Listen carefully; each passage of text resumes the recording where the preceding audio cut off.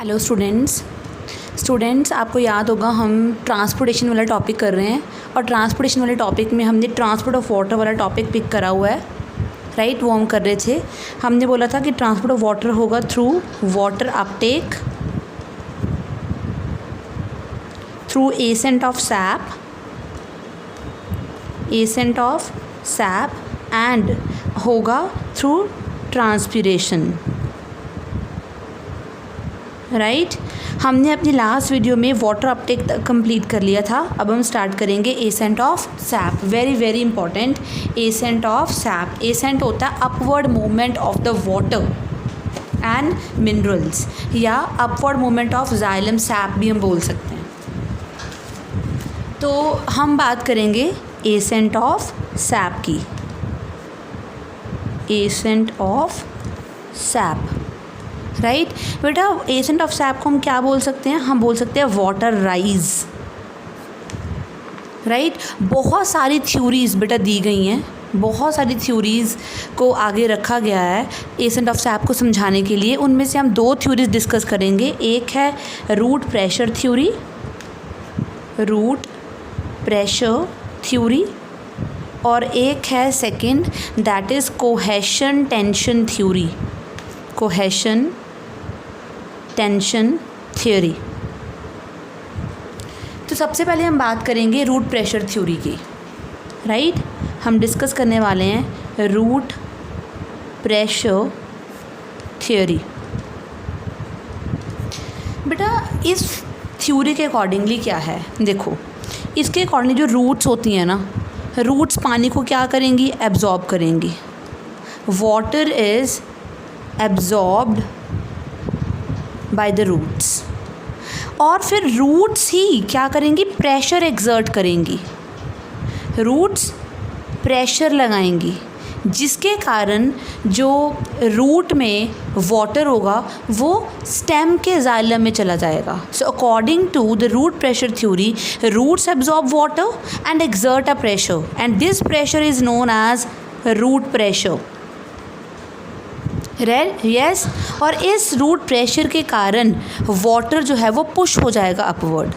So it pushes water upwards, तो पानी ऊपर जाएगा इस थ्योरी के अकॉर्डिंगली, कि पहले रूट्स वाटर एब्जॉर्ब करेंगी, फिर रूट्स में प्रेशर डेवलप होगा, उसी प्रेशर के कारण वाटर ऊपर पुश होगा। और ये जो रूट प्रेशर होता है ये कहाँ पे डेवलप होता है? ये जो रूट प्रेशर होता है वो जाइलम में डेवलप होता है। जाइलम के किस में? जाइलम के ट्रैकीड्स और जाइलम के वेसल्स में डेवलप होता है। ट्रैकीड्स एंड वेसल्स में डेवलप होता है बेटा। लेकिन ये थ्योरी जो थी ना वो डिस्कार्ड हो गई। ये थ्योरी क्यों डिस्कार्ड होगी? बिकॉज ये थ्योरी सिर्फ और सिर्फ तब काम करती है जब हम स्मॉल हर्ब्स की बात करें। टॉल ट्रीज़ में तो बेटा वो इतने ऊंचे होते हैं कि उनमें रूट प्रेशर जो है वो इतना जनरेट हो ही नहीं सकता कि वाटर को टॉप तक ले जाए। So this theory is only applicable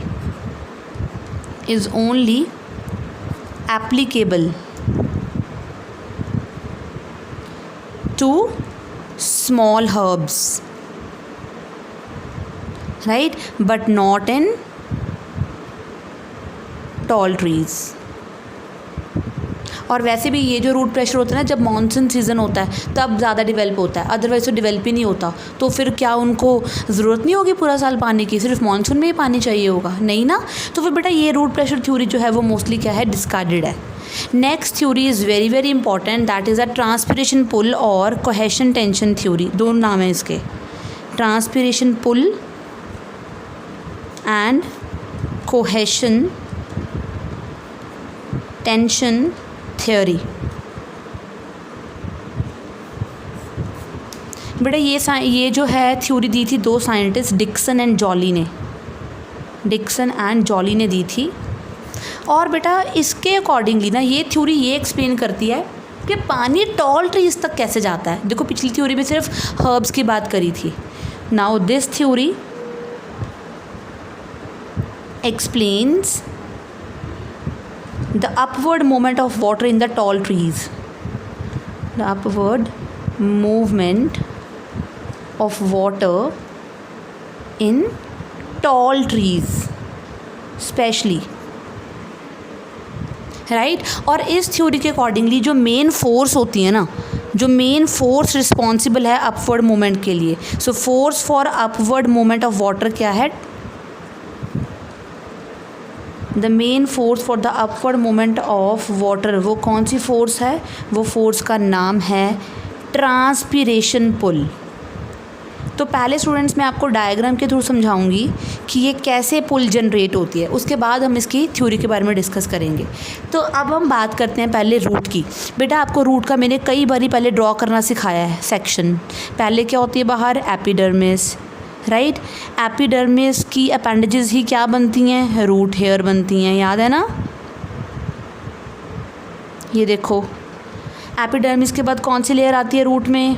cortex layer होती है, ये देखो कॉर्टेक्स, राइट। अच्छा, उसके बाद कौन सी लेयर आती है? उसके बाद लेयर आती है एंडोडर्मिस, ये देखो एंडोडर्मिस की लेयर। फिर अंदर कौन सी लेयर होती है? और पेरीसाइकिल। मैं सारी ड्रॉ नहीं कर रही हूँ, देखो थोड़ी सी ड्रॉ करूँगी। ये है पेरीसाइकिल। फिर अंदर क्या होता है? इसके बाद होता है जाइलम, फ्लोएम, ये प्रेजेंट होता है। तो ये हो गया जाइलम, ठीक है। तो अब ये पूरा का पूरा स्ट्रक्चर क्या हो गया? रूट। अब मैंने आपको लास्ट टाइम भी बताया था जाइलम रूट का और जाइलम स्टेम का, ये मैं स्टेम ड्रॉ कर रही हूँ। जाइलम रूट का और जाइलम स्टेम का दोनों आपस में क्या होते हैं? इंटरकनेक्टेड, याद है ना? ये मैंने पहले भी बताया हुआ आप लोगों को, राइट।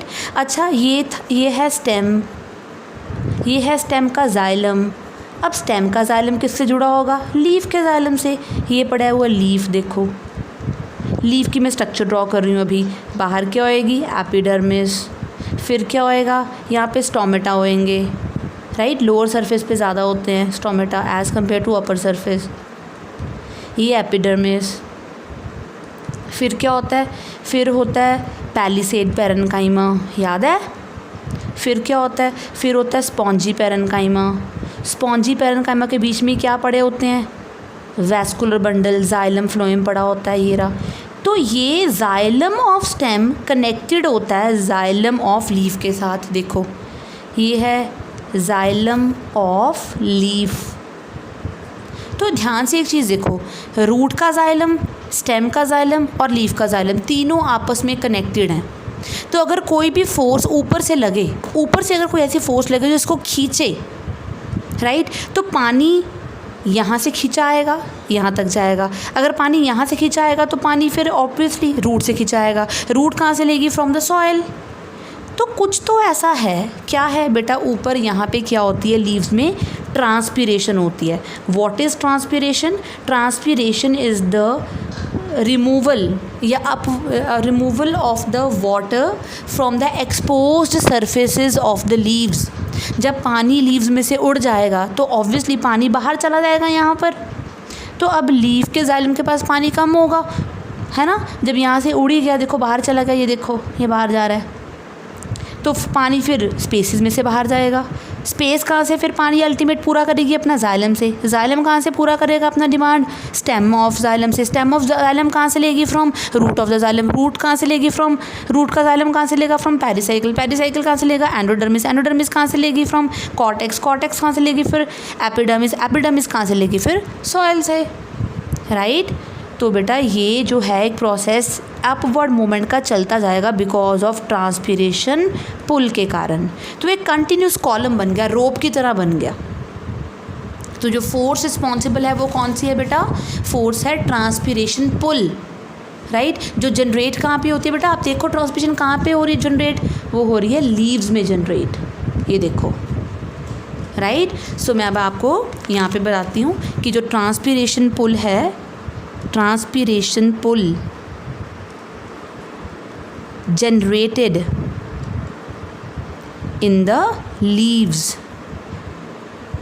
और उसके कारण सोच के देखो, अगर हमारे घर पे भी ऐसा हो, अगर हम टॉप पे खड़े हों और हमने एक रोप बांध रखी हो जिसके नीचे बकेट हो एंड में वाटर वाली, अगर मैं ऊपर से रोप को खींचूंगी तो बकेट ऊपर जाएगी ना पानी की। सिमिलरली अगर ऊपर पे कोई फोर्स लगेगी तो फोर्स पानी को खींचेगी। सो इसी ट्रांसपिरेशन पुल के कारण जो लीव्स हैं उनमें जनरेट होती है ये ट्रांसपिरेशन पुल, और उसके कारण जो वाटर कॉलम है, it pools the column of water, column filled in xylem, right? xylem के किस में होता है? ट्रैकीड्स एंड वैसल्स में, वो भी ऊपर आएगा पानी एंड वैसल्स में, राइट बेटा आपने देखा मैंने यहाँ पे लिखा था एसेंट ऑफ सैप। यहाँ पे देखो सैप का मतलब क्या होता है? सैप का मतलब होता है वाटर प्लस मिनरल्स, दोनों की बात हम करते हैं सैप में, राइट। अब मैं आपको पूरे मेजर इवेंट समझाती हूँ कैसे होगा ये major events. So xylem carries what, xylem में पड़ा होता है जाइलम सैप। अब आपको समझ में आ गया ना जाइलम सैप क्या है? सैप होता है वाटर प्लस मिनरल्स, राइट। सो सबसे पहले मैं आपको पहले करवा चुकी हूँ, सिर्फ अब मैं मूव करूँगी ऐसे। देखो वाटर कहाँ पड़ा है? वाटर इन सॉइल, फिर कहाँ जाएगा? Water in root hair, water in root hair, याद करो डायग्राम पीछे वाली। फिर रूट हेयर के बाद कहाँ जाता है? कॉर्टेक्स, कॉर्टेक्स के बाद एंडोडर्मिस, एंडोडर्मिस के बाद कहाँ जाता है? पेरीसाइकिल, पेरीसाइकिल के बाद कहाँ जाएगा? जाइलम में। मतलब अभी रूट के जाइलम में पानी आ गया, यहाँ तक आ गया। देखो यहाँ से होता हुआ, देखो मैं एरो से शो करती हूँ, यहाँ से होता हुआ यहाँ एंडोडर्मिस में, फिर पेरीसाइकिल में, फिर यहाँ तक वाटर आ गया, यहाँ तक जाइलम के रूट के जाइलम तक आ गया, राइट। और हमें ये भी पता है कि जो रूट का जाइलम है, मान लो ये रूट का जाइलम है, वो इन कंटैक्ट है विद द स्टेम के जाइलम के साथ। रूट का xylem they are tubular structures and stem का जाइलम ऑब्वियसली वो भी ट्यूबुलर स्ट्रक्चर है। जो एक्चुअली जो जाइलम वेसल्स होती है ना वो ट्यूब लाइक स्ट्रक्चर्स होती हैं, तो वो रूट से लेकर टॉप ऑफ द प्लांट तक अप टू लीफ तक ऐसे पूरा कॉलम बना के रखती हैं। यानी कि सेल्स एक के ऊपर एक है, ऐसे एक, फिर दूसरा, फिर तीसरा, वन, ऐसे ऐसे पड़े हुए सेल्स, वन, फिर सेकंड उसके ऊपर, समझ गए? जैसे ये हो, ये एक वेसल हो, दूसरी वेसल उसके ऊपर, ऐसे ये एक वेसल, दूसरी वेसल उसके ऊपर, फिर ये थर्ड वेसल उसके ऊपर।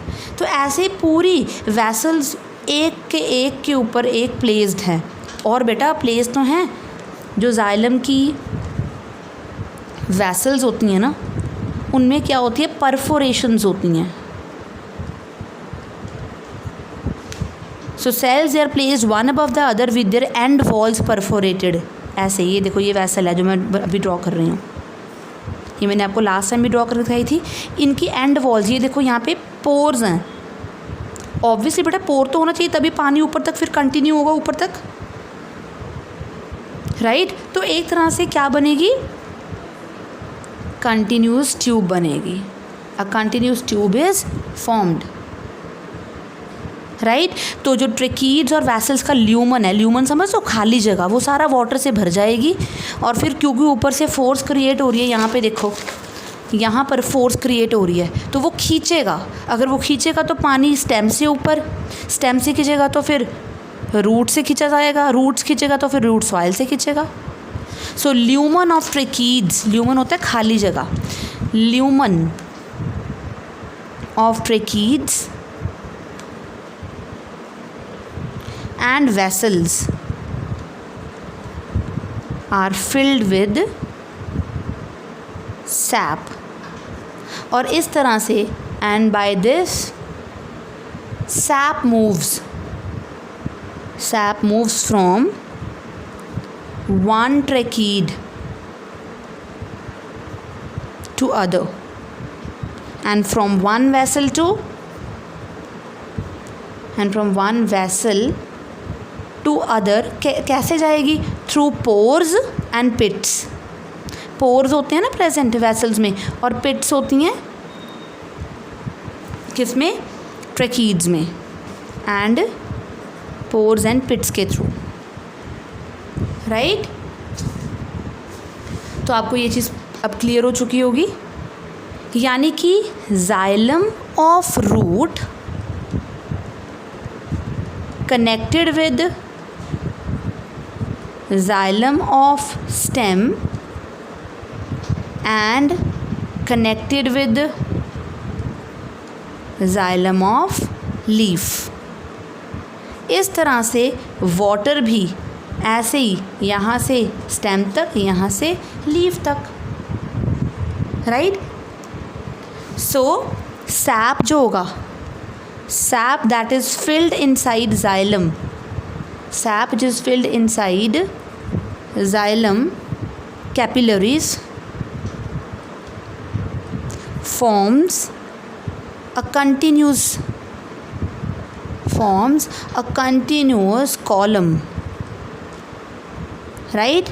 और उसको कॉलम को तोड़ा भी नहीं जा सकता, ना ही xylem की वॉल से वो दूर जाती है, पूरा पानी ऐसे ही पाइप की तरह ऊपर तक जा रहा होता है, right. So it can not be broken, इतनी स्ट्रॉन्ग पुल होती है कि वो टूटता भी नहीं। ये आप ऐसे लगा सकते हो, ये अनब्रोकन कॉलम होगा ना वाटर का, जैसे स्टील रोप नहीं होती, स्टील की रोप हो उस तरह से वो एक्सटेंड होएगी from leaves to roots. So unbroken water column is just like steel rope which extends from leaves to roots, right। तो सोच के देखो, ऐसे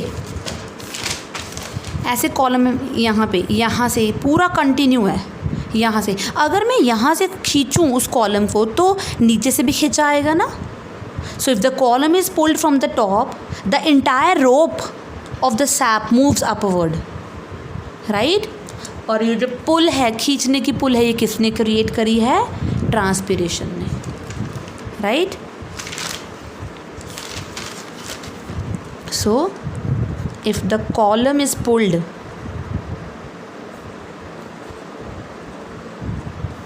from top, the entire rope of sap moves upwards, right, and the pull is generated by transpiration, pull is generated by transpiration,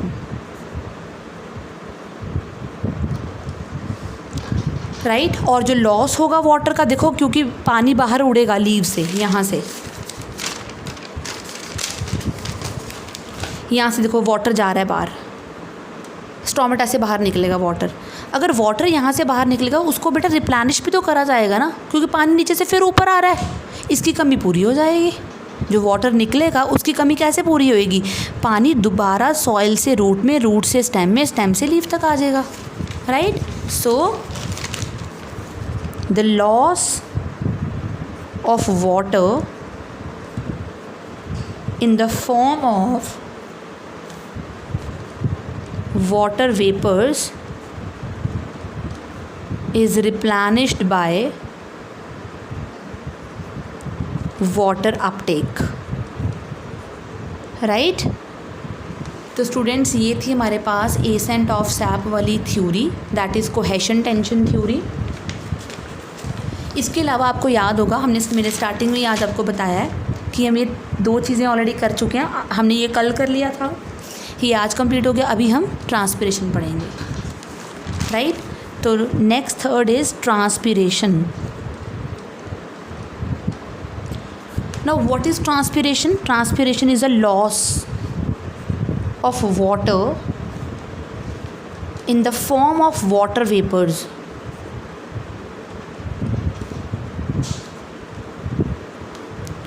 from the exposed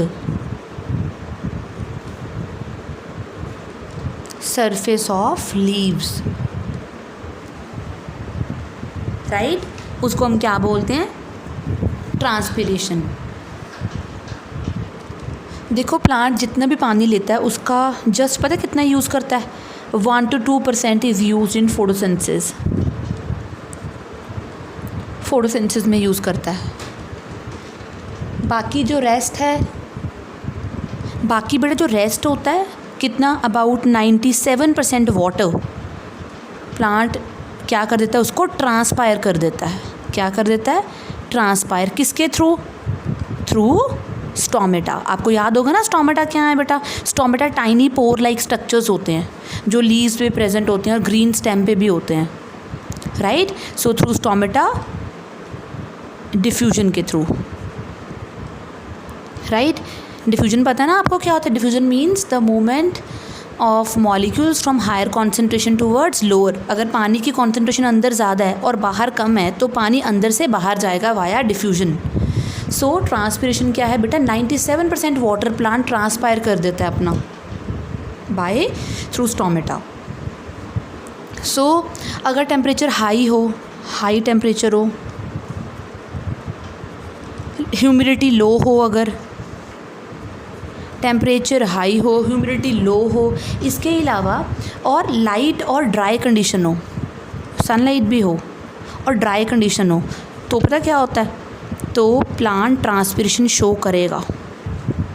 so high temperature, humidity low हो, light हो and dry temperature, dry atmosphere हो, तो leaf जो है वो transpire कर देगा अपनी ही वेट जितना पानी। एक लीफ अपनी ही वेट जितना पानी सारा ट्रांसपायर कर देगा 1 घंटे से भी कम टाइम में।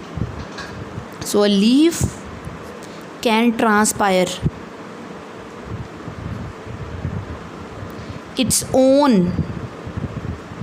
its own weight of water in less than an hour। 1 घंटे के कम टाइम पे भी वो ऐसा रिमूव कर देगा। स्टूडेंट्स ये आज हम यहीं तक करेंगे। इसके बाद हम करेंगे transportation of food through phloem, वो अपने नेक्स्ट वीडियो में करेंगे।